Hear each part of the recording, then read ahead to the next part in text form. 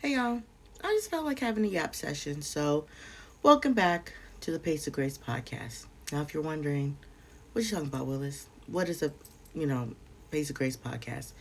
Back in the day, I think in my 20s, I started a podcast. I called it the Pace of Grace podcast because I really felt that I was running through life. I don't even know what I was running towards really, but I think when you are in survival mode and you really feel like something's chasing you, whether that something is like poverty or like disaster or just whatever it is that you are trying to run away from, you're trying to, make it, be okay, establish yourself. So I'm running away from poverty. I'm running away from, being destitute. And I'm trying to run towards stability, and just being able to be at a functional, safe place in life. And so I felt like I was running. And I don't really know exactly what position, what bank account number, what status I needed to reach in order for it to be sufficient. But I knew whatever it was that I was trying to get, I was going full throttle. Um, so now imagine what that does to your body, what it does to your mental, to be running so quickly and doing so much that now it's like, I don't even know where I'm trying to go. I just know I'm exhausted. I know I'm burnt out. I know I'm tired. And so, really thinking about what is the correct pace that I should be going. And then, when you get to that pace, right, when you realize that you can't run, that you can't go full throttle, that you have to take your time, that you're going to make mistakes, that it's better to kind of go slower and be more accurate than it is to run through things and cause a lot of damage along the way, then you kind of start to feel guilty because you're like, oh, I'm not working as hard as I could be. It's like I know I have 100% strength and I feel guilty that I'm not ending the day with zero, that I'm not ending the day with minus 10 because I didn't give it my all. I didn't give 110% today and every day towards my goal. You know what happens when you keep giving 100%? You have nothing left at the end of the day. You know what happens when you keep giving 110%? You are so burnt out that it takes so much extra time just to get you back to your baseline. And so then you feel like you have to do extra things so that you can get back to your baseline extra quick.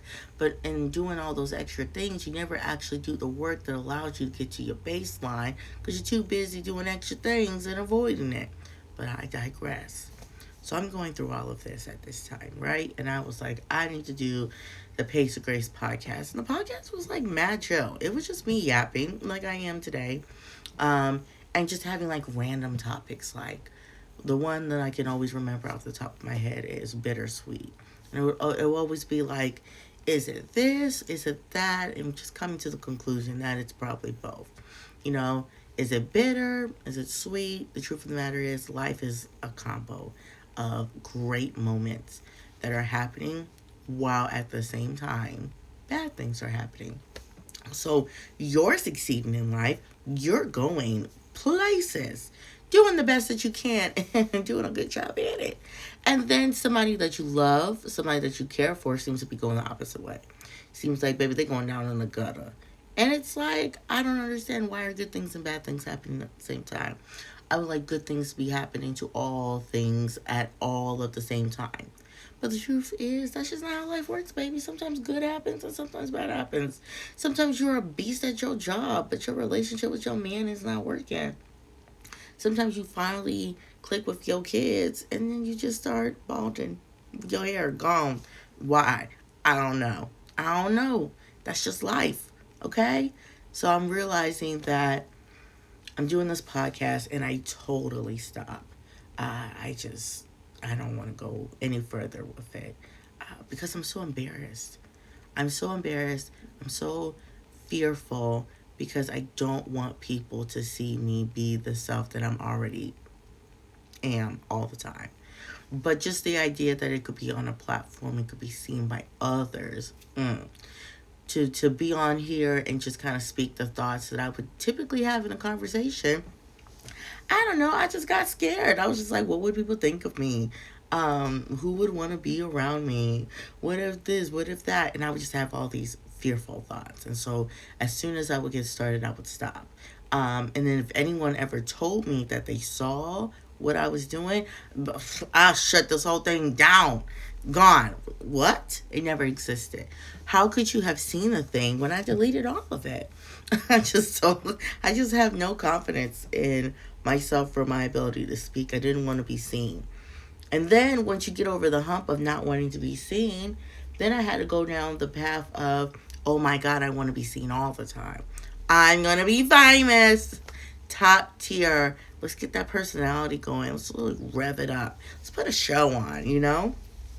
So then you have the roller coaster of how is it that I can be honest with myself that sometimes I do want the attention and things like that because I want the affirmation, right?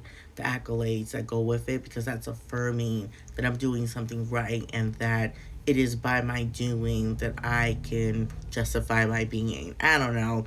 I'm not a therapist.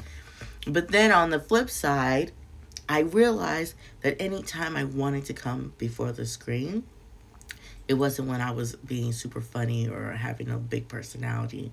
It's when I just wanted to have authentic moments. And my authentic moments are never the highlights of my life. Well, the highlights of my life are in my phone. They private. Like, I'm not sharing them with you. I'm sharing with, like, the 7 people in my phone. I'm not going to come on here and share it with the world. That's mine. But those moments where I feel like I'm grieving and I'm struggling, that is what I want to share. And who wants to blow up on being a loser? Who wants to blow up on just feeling like you never have it together? Even though that's what people relate to. Even though it's so important that people know that they are not alone. I don't want to be known for that. So I stop. And then I get so sad because I realize there's someone else out there who's doing the thing that I should be doing, right? Like, you started it, girl. You should be running with it. And I saw someone else and they were doing it. And I was like, oh my gosh, you're doing it so much better than me. And that's what happens when you don't do what the Lord says do. He gives it away. And so then I really shut down. I was like, I've missed my chance. You know, the Lord was tired of waiting on me. He left me. You know, he moved on to somebody else. And that was very heartbreaking. I don't even know if it's true, but it taught me, like, baby, if it ain't gonna be you, it's gonna be somebody else. You're not that original. And then I couldn't even be so mad because I felt like the person did such a better job. But it still wasn't me, you know? I had to really consider the fact that just because somebody else is doing something doesn't mean that you can't also do it. Somebody said that the sky is big enough for all the birds to fly. I said, say it again. Say it again. The sky is big enough for all of the birds to fly. Especially now in today's age, especially with the internet, there's nothing I love more than going on the internet and seeing a group of people or a person just yapping about something I do not care about. And they got that little blue triangle in the background. You got like 1 million subscribers? Talking about what? And baby, they don't be fancy. They don't be doing nothing. They just sitting here yapping about a topic that I guess a lot of people want to hear about. Because you have to remember, there's 8 billion, 9 billion, child, I don't even know, billions of people on this earth. And only 1 million are paying attention to them. 1 million is a lot, but in the grand scheme of things, that's nobody. That's nothing. It's such a weird thought process to be like you are known by many, but unknown to infinitely more, significantly more. So it just kind of lets me know, like, hey, there's a group of people for you. There's somebody who's going to vibe with you. There's somebody who's going to relate to you. So maybe you may blow up, but baby, blowing up means nothing. This is not the age where, like, you were a celebrity and baby, that's all you knew. This is not your Elvis, Michael Jackson timeline. This is like, you could literally have a whole album, get a Grammy, and nobody will know you except the people who know you. You're both known and unknown. I don't even know how to explain it. You could still probably go to Target and be fine. Maybe somebody would like pop up and know you, but honestly, unless you're Mr. Beast, who knows?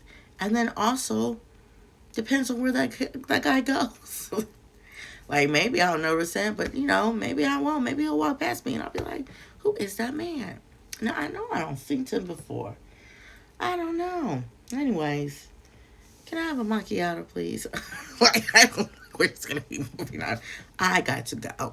Okay. Got to go pick somebody up. It's 1:55. I said I was gonna be there by 2. It's around the corner. According to my calculations, if you don't give this drink to me in the next 30 seconds, I'ma miss it. I wasn't expecting it to take that long. Also, what is a macchiato? And why would I be ordering it? I'm not. I don't even like coffee. I say that all to say, what a long, ridiculous intro. But I told you I was going to yap, so here we are. That's why we bring it back the Pace of Grace podcast. Because here I am now. I'm in my 30s. Baby, why am I feeling the same way? I hope y'all don't mind the earrings. Why am I feeling the exact same way, though? Why am I sitting here concerned about what people are thinking about me? Ain't nobody even mad. 9 times out of 10, when they come say something to me, 10 times out of 10, they're just like, "Oh my gosh, I really enjoyed what you said." Yuck. Yuck. Don't acknowledge the work that I'm doing. It makes me not want to do it. I'm going to be fearful. I want to be like Gideon. I want to go do what I got to do, but I want to do it hidden. Okay? So, guess I really didn't change. Immediately just stopped wanting to do it.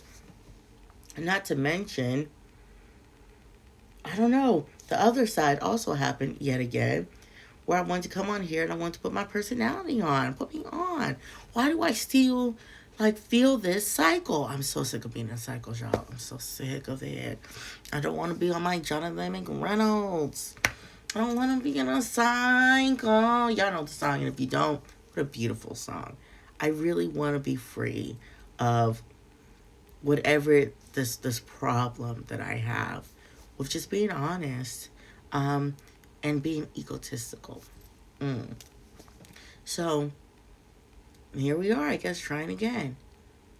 Same problems, but baby, it's a decade later. Eventually, you get over it, I think. And I think God has done such a really good job of saying no, no, no, yes, yes, yes. So this was a moment of no, no, no, because anytime I would try to get on here and come with my personality first, it's like the words could even get out my mouth.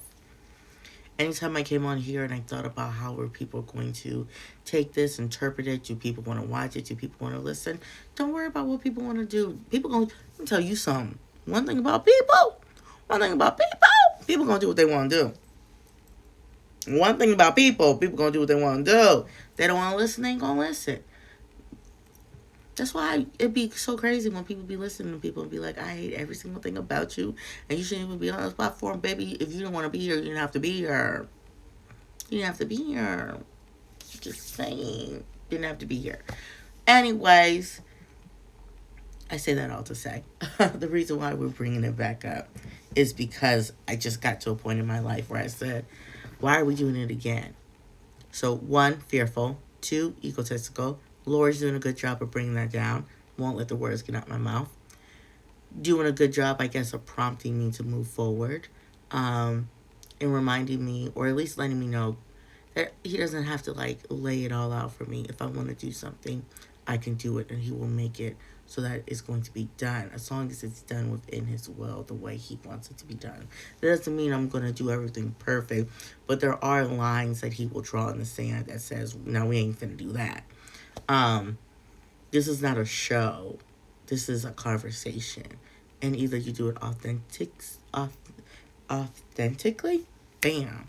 Either you do it authentically. Either you have this conversation with full authenticity and transparency, or you don't have it at all. This is not a game. This is real life. People really be listening to people on here lying. Lying. Big lie. And, I get it. People want to put their best foot forward. I know I do.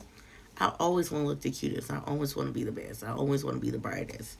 But something about coming on here and putting on a show just ain't it, I'm not Drewski. Like, Drewski gonna put on a skit and he gonna do a great job at it.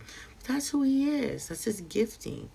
I think my gifting is just having the ability, the courage, and the insight to come on here and yap about something. And it was tough because I realized, like, okay, God won't let me do this. He will allow me to do this, but the thing He will allow me to do is not very attractive. I don't want to watch me. This is not my idea of fun. When I'm going on my TikTok, when I'm going on my Instagram, when I'm going on my YouTube, when I'm just trying to enjoy my life, this is not the content that I want to watch. I don't want to be that girl. I remember the Lord showing me like a version of myself. Such a sweet version, patient, lovely person. Did not want to be that. I said, no, thank you. I feel like that way right now. I don't want to be that person. I want to be cool and tough. Want to clap back. I just want to be like, yeah. I don't know what I want to be. But I don't want to be that. I don't want to be whatever she is. And the older I've gotten, the more I realize that being that version isn't so bad. That person looks boring. That person's at peace. That person looks quiet. That person has enough wisdom to know some things ain't worth talking about. Not everything gets my attention. And not everything gets my words. Especially when I know how powerful they can be. Not everything has to be a clapback. Sometimes I look at the people and I'm like, do I want to be a clapback or do I want to be classy? Baby, I want to be so unbothered. That's what I want to be. I really want people to sit here and be like, I can't believe you called me a pumpkin. And then they really be arguing about someone calling them a pumpkin. I'm like, either apologize or don't. Can we eat these chicken nuggies? Like, they're dino nuggies, guys. We're really missing out on this opportunity at hand. Let's focus. The table is set. Y'all want to throw stuff. Why can't we just enjoy this dinner? You know, this could have still been a nice show. We could have just been funny people, kiki people. You know, we could have maybe had a little bickering, but why gotta be all season? Why can't it just be like this 5 minutes and let it go? There are more problems in the world, Kim.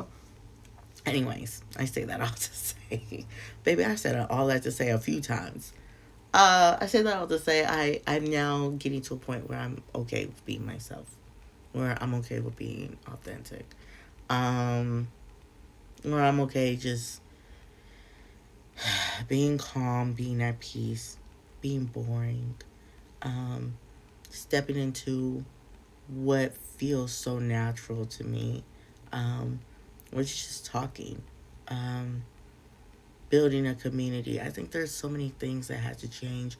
I can see why I really couldn't do this at 20, even though I started it in my 20s. I don't think I really had the emotional intelligence. I don't think I had the maturity. I don't think I had the life experience. I didn't have the desire to be there. Like, so many things have to come into fruition. Some growing has to happen. Some becoming has to happen in order for us to move forward and start doing the things that we want to do. It's such an interesting process. So I guess the title of this segment, when I get to it, if I get to it, is really the bringing back of something that I started a decade ago, or around a decade ago. To be honest, I feel like I started the Pace of Grace podcast around the pandemic, so I'm really only like 5 years late. And I hesitate to even say the word late because it feels late to me.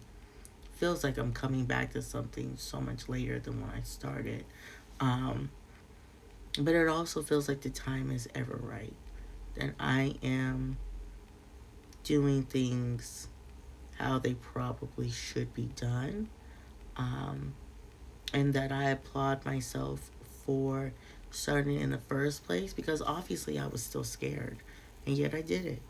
So as much as I wish I did it better, I cannot take away that I still did the courageous act of starting.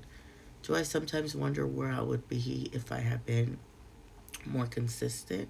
Yes, but I also wonder how many things I would have to go back on, how many things I would fix, how many things I would have to change, how many things I would have to delete because I was doing things poorly, half done, ego first.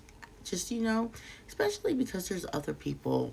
There's this one girl, I'm not going to say her name.